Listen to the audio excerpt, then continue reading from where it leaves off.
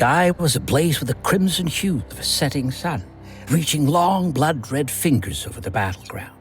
Despite the fire in the sky, there was no warmth.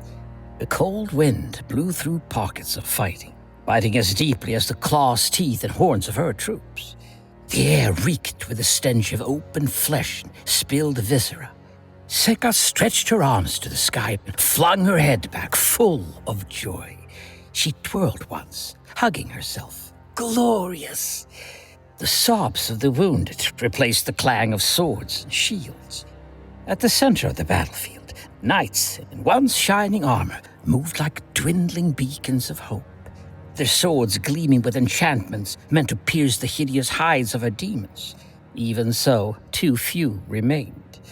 A foul gift from those miserable do-gooders, Saga cursed, raising her black-on-black eyes to the red sky, scanning for any indication they would interfere. A cruel smile curled the corners of her mouth. Just clouds. She brought her attention back to the battle, relishing its fury and inevitability.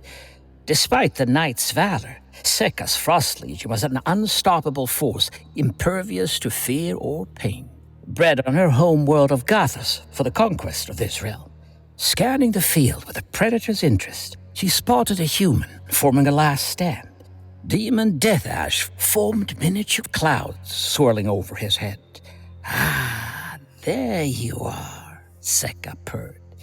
She had chosen a mortal form, sleek, sexual, and dangerous, fitting for conquest in this realm.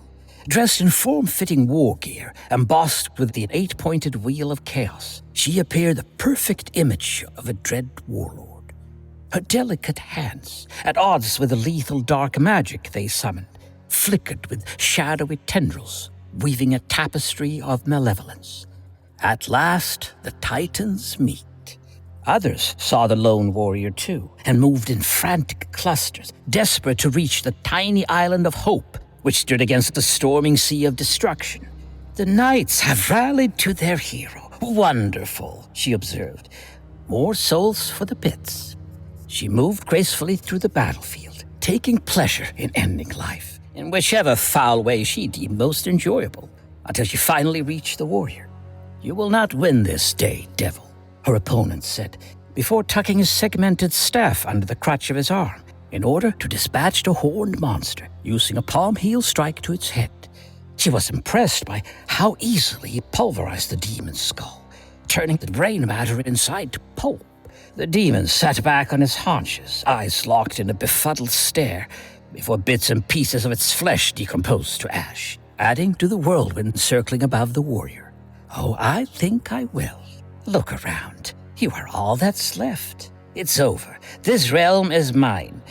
Quite frankly, I'm disappointed." "This was the best you could bring to bear?" Saga mocked, her eyes glinting with a dark mirth.